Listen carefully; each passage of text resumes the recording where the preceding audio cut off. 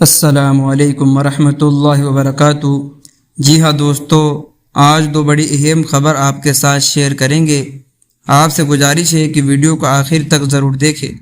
پہلی خبر آ رہی ہے کہ جمعیت علماء ہند کے دفتر سے ایک غمناک خبر ہے۔ ناظم محاسبی اور ناظم دفتر جمعیت علماء ہند حضرت مولانا محمد یوسف خان قاسمی مختصر علالت کے بعد دہلی کے اس کوٹ ہسپتال میں انتقال فرما گئے۔ انا للہ و انا الیہ راجعون۔ اللہ تعالیٰ مولانا کی مکمل مغفرت فرمائے، اہل خانہ کو صبر جمیل عطا فرمائے۔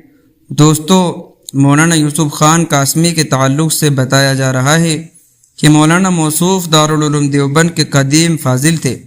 آبائی وطن فرید پور میرٹھ یوپی تھا۔ ان کا عمر تقریباً 80 سال کی بتائی جا رہی ہے۔ دوستو، سابقاً انڈین آرمی میں نائب صوبید اور امامت کی ذمہ داری پر مامور تھے۔ صبح قدوس ہونے کے بعد دفتر جمعیت علماء ہند سے وابستہ ہوئے، جہاں وہ ناظم محاسبی اور ناظم دفتر جمعیت علماء ہند مقرر ہوئے۔ اپنی شرافت، اصول پسندی، سادگی اور ایمانداری کی وجہ سے معروف تھے۔